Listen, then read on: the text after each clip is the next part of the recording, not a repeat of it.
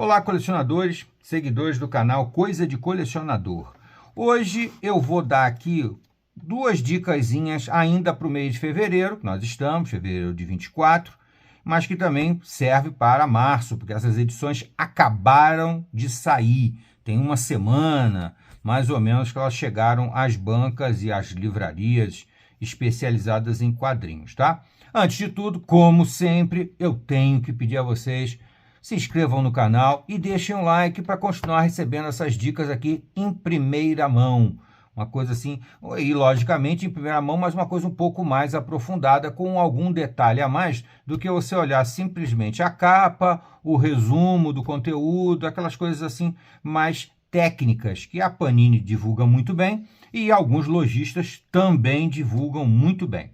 Tá? Aqui a gente vai um pouquinho mais fundo, mas logicamente sem dar spoiler, sem explicar muita coisa, apenas destacando os pontos mais importantes, digamos assim, tá? Para esse mês de fevereiro, né, eu li todo o resumo da Panini e só esses dois títulos realmente me chamaram a atenção, até como colecionador. O colecionador, normalmente, ele não tem muita preocupação em comprar o que está saindo atualmente nas editoras americanas, né, e que chega aqui no Brasil com alguns meses de atraso. Os mensais, né, os mensais da Panini aí, normalmente não me atraem. Eu cheguei a comprar alguns mensais em 2019, porque entrou uma fase muito boa do Batman, principalmente, né? Que é a famosa fase do Tom King, com arte do Clayman, que é um cara que eu acho também sensacional. Então, as mensais não me interessam muito. Eu prefiro esses títulos aqui que eu chamo assim de consolidados. O que são consolidados? São histórias que já foram publicadas há algum tempo, ou há muito tempo, e que já estão consolidadas no gosto dos colecionadores, das pessoas que apreciam essa arte maravilhosa que é a dos quadrinhos. Eu, pessoalmente, adoro, leio quadrinhos desde os 7 anos de idade. Eu comecei a ler lendo quadrinhos, e quadrinhos Marvel, depois DC e etc. E também, sendo bem eclético aqui, que é uma palavra que eu não gosto muito, mas nesse caso se aplica, eu escolhi, sem querer, não foi nada proposital, aconteceu, um título da DC e um título da Marvel, tá? Para agradar a todos, né? Muito bem. Então, não resta dúvida que esse encadernado aqui do Aquaman é uma coisa muito antiga. Se foi publicado no Brasil, eu nem posso afirmar que foi, ele foi publicado pela editora Ebal lá nos anos 60, tá? O Aquaman também não é um personagem que eu goste. Aliás, com a DC, eu tenho mais dificuldade de gostar dos personagens. Eu costumo gostar muito das histórias da DC e gostar muito das linhas especiais, as linhas adultas, né? A antiga Vertigo e atualmente o Black Label da DC. Esse título aqui é puro saudosismo. Isso aqui é um espetáculo de saudosismo. Tá? Isso aqui foi publicado no finalzinho dos anos 60. Aquaman, A Busca por Mera, escrita pelo Steve Skitz e desenhada pelo mágico, pelo excelente Jim Aparo. Tá aqui o motivo de eu decidir comprar essa edição, tá? Desenhos do Jim Aparo. O Jim Aparo é simplesmente um dos patriarcas da história em quadrinho, da melhor arte da história em quadrinho, numa época em que a arte da história em quadrinho era totalmente manual, ou seja, totalmente braçal, não tinha computador, não tinha nada disso, e você tinha que fazer tudo ali, era no lápis, depois na canetinha nanquim, e depois colorido, né? E o colorido não ajudava muito. Essa capa, inclusive aqui, ela já recebeu uma cor bem mais moderna, deu uma atualizada. Anteriormente a capa seria muito mais chapada, né? Aquelas cores cheias, tá? E esse título aqui, como eu falei, é de 1969. Vamos dar uma conferida aqui. Aquaman, A Busca por Mera, Steve Skitz, Jim Aparo. As capas são do Nick Card e do Allen Passalacqua. O editor é o Dick Giordano, que é um dos homens chave da DC Comics nessa época, né? Muito bem. Aqui no sumário você vai ter exatamente o que eu já falei aqui, tá? Começa na página 11 com Os Feiticeiros dos Mares, tá? De 1968. Nessa época a revista era publicada bimestralmente, né? Ou seja, de 2 em 2 meses. Então temos aqui de 68 até 69 e termina no finalzinho do ano de 69. Essa saga começa no meio de 68 e termina em 69, com a arte fabulosa do Jim Aparo. Jim Aparo, gente, eu vou destacar de cara que ele é um dos melhores artistas do Batman. Até hoje, para mim, o Jim Aparo entendeu a anatomia do Batman como muito poucos, tá? Eu diria que depois do Jim Aparo, o papa do Batman é o Neal Adams. Não tem artista melhor do que o Neal Adams. E atualmente tem alguns que estão fazendo um trabalho muito bom, que é o caso do Clayman, que eu já citei aqui, tá? E aqui nós já vemos a capa feita pelo artista que ele citar aqui, o Card. Tá? Aqui tem um resumozinho, sempre uma coisa caprichosa. Eu sempre elogio o trabalho da Panini, principalmente nesses encadernados, que ela recupera uma série de informações, ela contextualiza o leitor com o que estava acontecendo nessa época aqui, tá? É tão antiga que ainda tinha na capa o tal do código de aprovação, né, de uma autoridade que censurava os quadrinhos. E aqui no selo, olha que coisa interessante, ainda aparece o nome National Comics, que é o nome original da DC Comics, né? Depois virou DC Comics, tá? E aqui então a arte fabulosa do Jim Aparo. Posso acrescentar para vocês também que essa arte do Jim Aparo me parece, e eu tenho quase certeza de que muito ainda primária. Ele ainda evoluiu muito o traço dele depois, quando desenhou Batman. Isso ficou consagrado, na minha opinião, quando ele fez aquela série extraordinária do Espectro, um personagem que pouca gente conhece e que é um dos meus personagens favoritos da DC Comics, tá? E o Jim Aparo fez uma série do Espectro sensacional. Eu não sei se já tem um vídeo no nosso canal, se não tiver, depois eu vou produzir um videozinho para falar da arte do Jim Aparo para o Espectro, tá? E também para o Batman, né? Batman, ele também desenhou muita coisa de Batman no final dos anos 60 e início dos anos 70, mais anos 70, tá?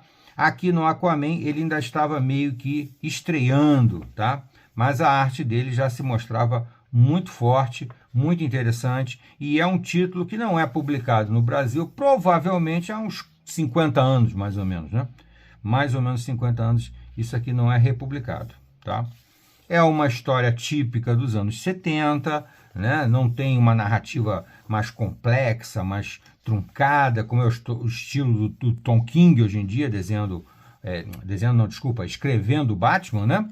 Mas é, sem dúvida nenhuma, muito divertida. Aqui sempre é interessante lembrar que esses trechos aqui que são preenchidos de uma maneira que assim meio improvisada, é porque na época que saía um anúncio, tá? Uma propaganda de algum produto ou de algum serviço aparecia aqui, tá? E assim vai aqui essa história simples, mas muito agradável. É aquela famosa sessão da tarde, né, que o pessoal brinca, né, que é aquela coisa bem inocente, mas que entretém bastante você e você se diverte muitíssimo, tá?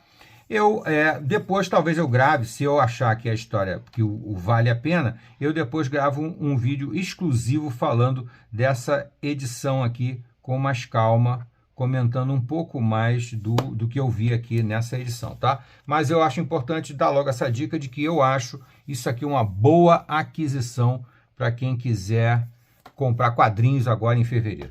Além disso, né, temos aqui também um título, uma saga que já foi publicada há algum tempo e agora está saindo aqui já compactada, né? Então, aqui nós temos, aliás, desculpa, estou me enganando aqui, tá? Essa saga aqui é do grupo Extreme X-Men, que contém Extreme X-Men de 2023, tá?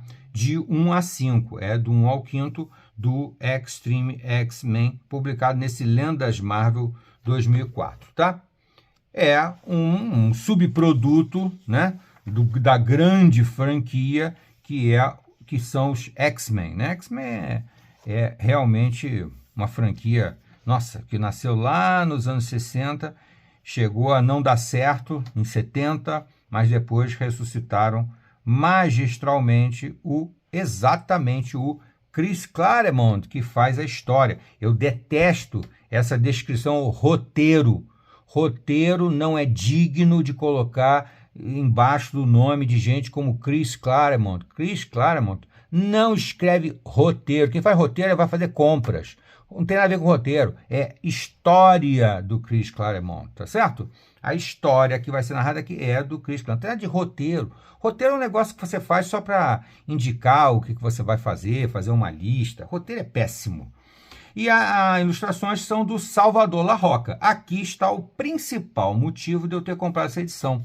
Me chamou a atenção porque eu gosto muito da arte do Salvador Larroca. É mais ou menos o mesmo caso aqui. Aqui eu comprei por causa do Jim Aparo. Aqui eu comprei por causa do Salvador Larroca, que desenhou Homem de Ferro, por exemplo, uma fase excelente do Homem de Ferro, né?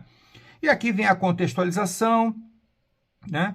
Mais ou menos do título, e aqui começa então já a história propriamente dita. E a arte do Salvador Larroca é extraordinária, é uma arte que eu chamo de fotográfica, tem gente que chama de cinematográfica. Acho que cinematográfica não é porque não tem movimento, então não é arte cinematográfica, é arte fotográfica.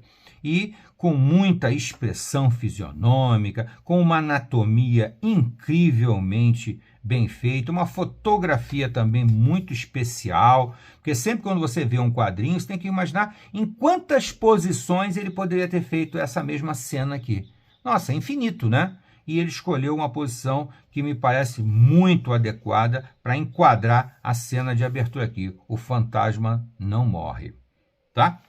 Então, é o Chris Claremont voltando a desenhar, a escrever, desculpa. O Chris Claremont voltando a escrever X-Men e a arte fabulosa, realista e fotográfica do Salvador Larroca. Olha que expressão fisionômica maravilhosa aqui, tá? Então, gente, basicamente é isso aqui que eu queria mostrar para vocês, que eu acho, tenho quase certeza, de que essas duas edições vão agradar aos colecionadores. Lamento só que essa daqui tenha saído em capa cartão, mas eu entendo que a Panini tenta agradar a todos os públicos, né? Então, ter títulos que são publicados um pouquinho mais caros, em capa dura, e outros em capa cartão. E não resta dúvida que o Aquaman aqui é um título já consolidado. Então, ele merece já sair numa edição assim, em capa dura e tal. O X-Men, apesar de me parecer um título bem interessante, esse novo Extreme X-Men, ele é uma coisa muito recente, né? Se ele se consolidar no futuro, provavelmente sairá em uma edição mais sofisticada, mais luxuosa, em capa dura, tá?